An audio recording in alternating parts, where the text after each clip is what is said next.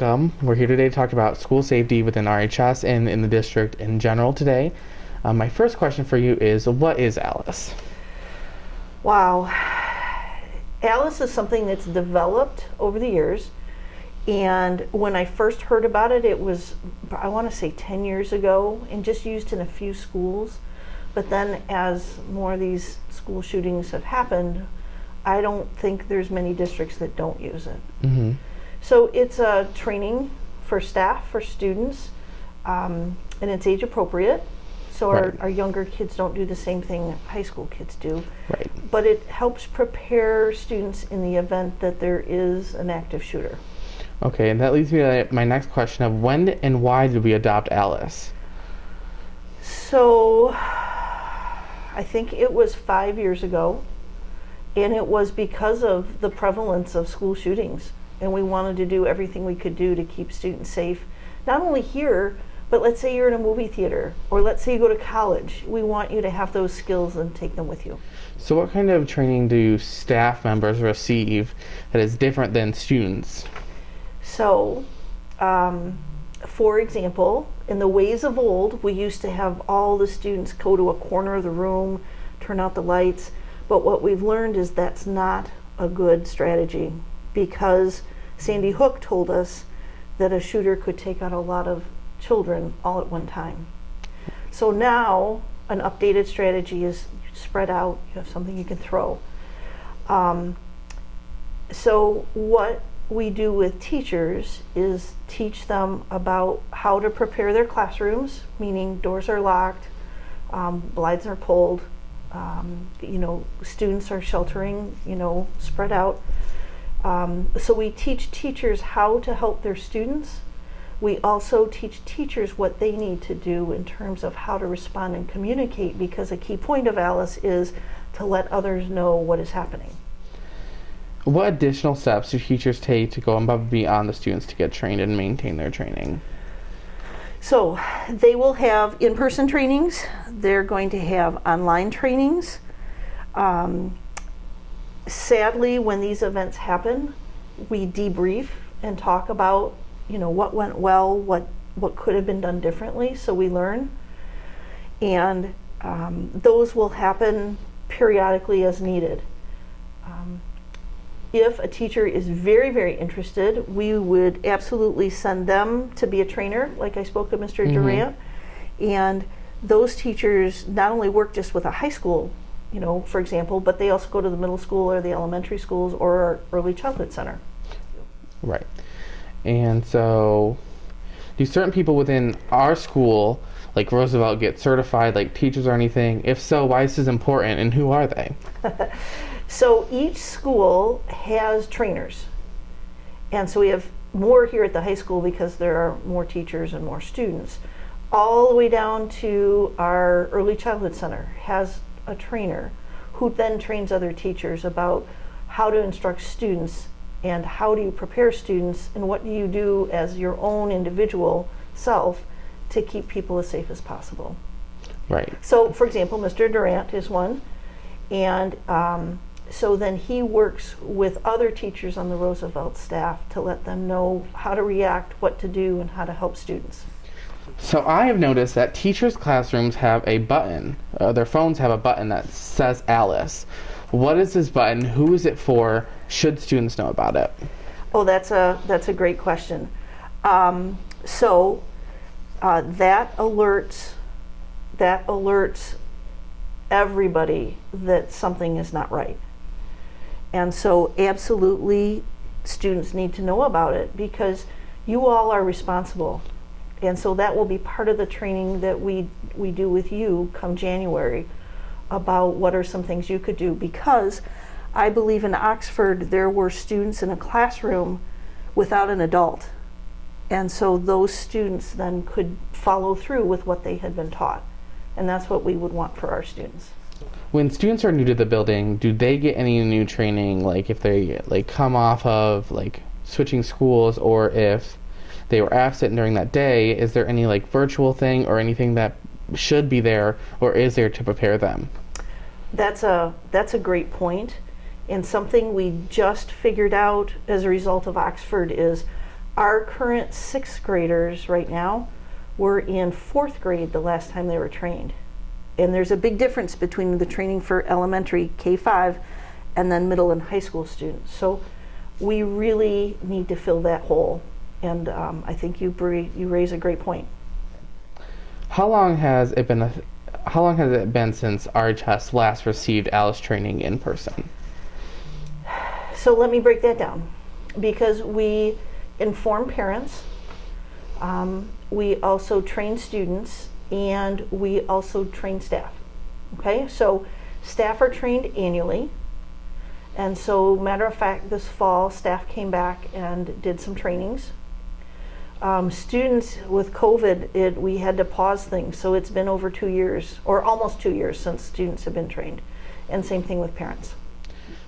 So we know there's not been a training yet this year, but why have we delayed it this far up until January, and shouldn't it be something that happens towards the first month of the school?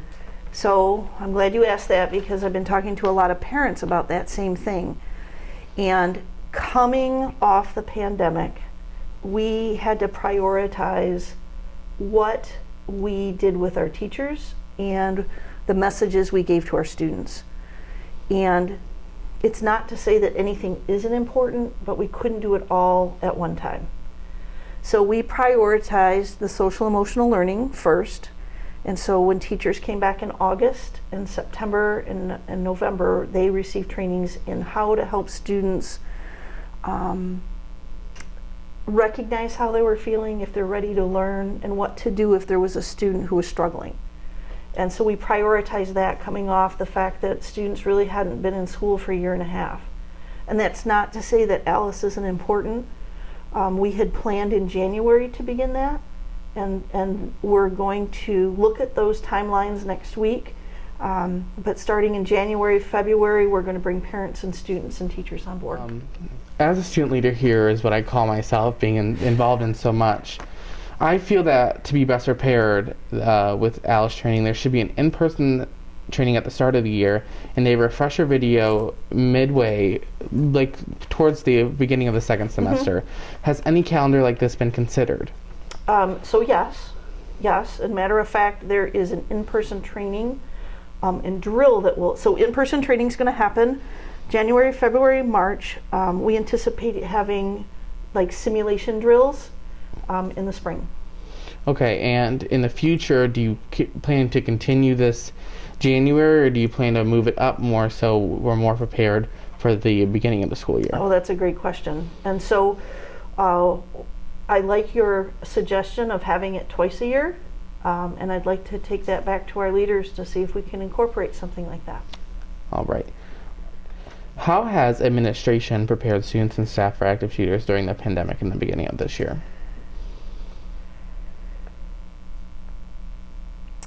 So our focus has been on students and them being socially, emotionally safe here at school. Where that I think has benefited is our teachers recognize if there's a student struggling, if there's a student who's isolative, if a student is has a big change, maybe from a month ago to now. And so those strategies have helped identify us reaching students who might need help and avoiding something like an Oxford. Right. When a student reaches out to you and maybe it is a copycat threat or a threat that is no longer valid, should they feel like they're going to be in trouble, or should they be pushed to come up with all threats? So when I think about that, and again, having 3 children of my own, the desire is for everybody to be okay. The You Matter game is tonight, right? And we want everybody to feel like they matter. And reaching out to someone to get help is a great sign. We would never breach confidentiality. We would not put anybody in a bad position if they were trying to help others. What did the Wyandotte Public Schools administration learn from the way the situation was responded to at Oxford? So when I think about the teachers who had concerns about that young man, and they did the right thing, but it wasn't enough. And I think about how they ever walk in a classroom again and are whole, because that's just devastating. So I know we don't have all the facts yet, but one thing we learned was to be vigilant and work closely with the police, no matter what level of threat there is. We had a threat by a 4-year-old, and we involved our police department because you can never be too sure. And I think that's the lesson learned, is you can never be too safe. So those parents refuse to take their child home in that situation. What would happen in Wyandotte Public Schools if a parent refused to remove their student from the school but still posed an active threat? So our process would be very much surrounding by making sure that student was safe to him or herself and safe around others.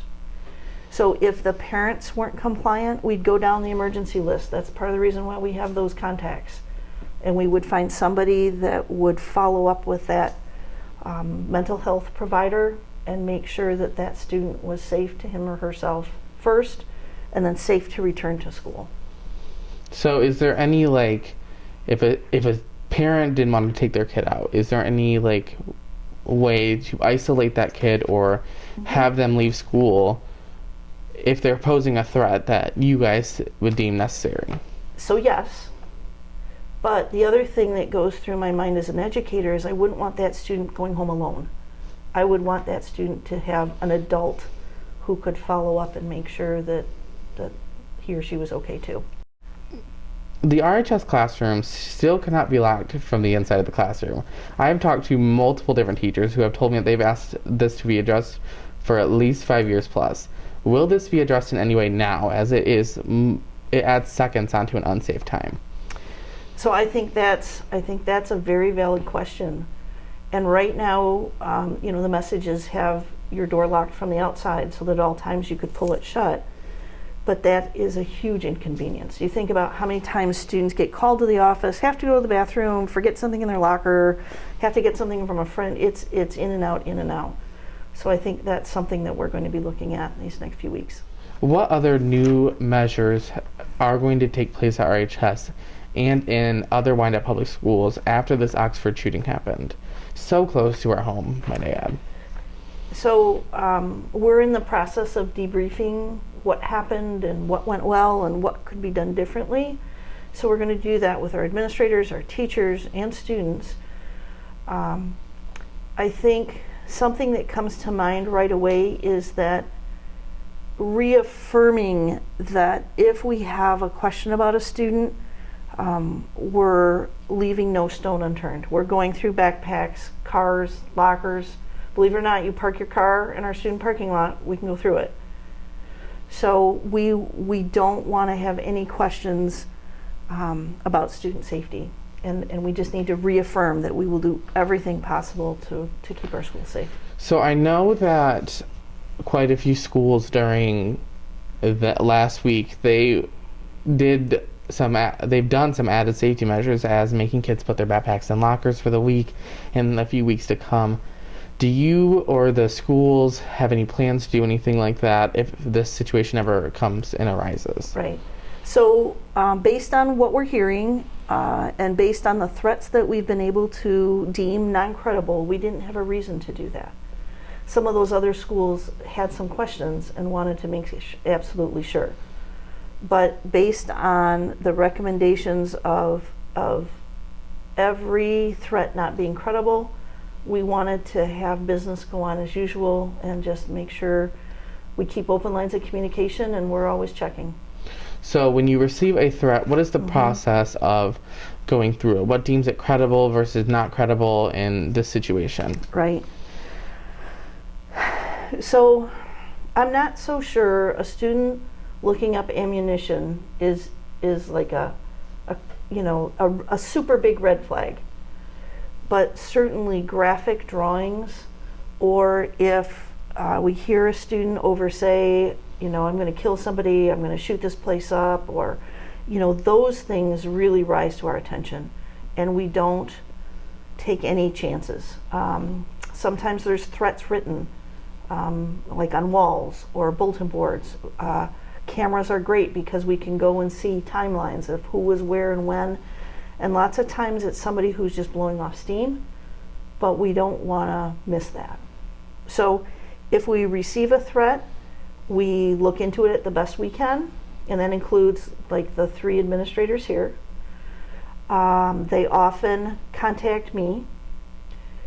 If it's something that rises to a higher level, then we involve the police and may have the police come and check backpacks or, belts, who knows what. They're trained to do that. We involve the parents. We see if they have access to weapons. So in this case, it was very clear this individual had access to a. If that is the case, we are very vigilant about. So last night, 10 o'clock, there was a threat against Wilson. So from 10 until about 1, I was working with the Wyandotte Police Department because they went to the home to see if there was access to weapons, to see if, the mental state of the student. So working closely with the police departments has been a great partnership to make sure that we're not overlooking something, because I'm not trained. I don't know what to look for, but they certainly do and have been a great asset to us as a community. What advice would you give to parents at home who are concerned about this matter and if it arises again? Mm-hmm. This is where I really believe open lines of communication with their children, with the school, with teachers is huge. It's like another layer of people's eyes and ears, making sure that somebody isn't hurting, somebody isn't angry, somebody isn't so frustrated or irrational they're going to do something that they can't take back. I would say please call if you suspect anything isn't right. Again, we are always going to err on the side of being cautious, and we will look into everything 100%. Any advice you would give students here that are feeling uneasy of being here and who didn't want to come last week? And also, if they hear anything, any general advice you'd give out? So here's something that's come up is, why don't we have metal detectors here at Roosevelt, right? Roosevelt has 108 doors and 1,500 students. So there's no way we could just have one set of doors. We couldn't get everybody in the morning in time. We could have 2, true, but with 108 doors, you know how often somebody will hold a door open or prop a door open and say, "Oh yeah, come on in," when somebody knocks. And it's just what people do, right? We're good-hearted, that's what we do. So metal detectors in a campus of this size have been shown not to be a deterrent. The best deterrent, research says, and this is what I spent a long time this weekend looking at, is the relationships students have with adults and the relationships students have with other students, so that we can reach out in the event that somebody is hurting, lonely, angry, and get help for them. That was some good advice. I think that is all my questions. Anything you want anyone watching to know? Anything about how Wyandotte handled it? If you want to give any information out about that. Here, could I add this, if you may? One thing I feel very positive about, especially Roosevelt, is the number of students who came forward with potential threats. And that's hard. That's hard to do because you don't want to feel like you're, turning your back on someone. But what I felt very touched about is so many students felt like it was okay to reach out to an adult and say, "This worries me, this scares me," and I think that speaks volume of our Bear community. The prosecutor's office is taking these threats very seriously, and it's so tempting, like on Snapchat it'll say share, and so even by just sharing it with like your friend group or your I don't know, your study group, it's causing anxiety and fear. And so instead of sharing it, please show it to an adult so that we can nip this in the bud and move forward in a positive manner. I cannot speak highly enough of our Roosevelt students. You have really risen to the occasion. I know there's fundraisers planned. I know that you see each other as being valuable and important parts of this community, and really you are the ones making a difference. Thanks for keeping us safe. If there is, what is the process? What do you want to tell students when they find a threat? Who should they send it to? How should they get a hold of somebody? Because when students leave here, they think that administrators must turn off their minds, and they're in a whole different space now. So what should be the steps of letting someone know? So last night, the Wilson parent sent it to the FBI, and that's who called me. So the FBI, the police, you can call a teacher, call me, call an administrator, forward it. Just make sure someone knows. If it's 2 a.m., the police are probably your best bet because they have somebody working, and they have all of our phone numbers, and they don't hesitate to make sure that we're alerted so that school can be safe the next day.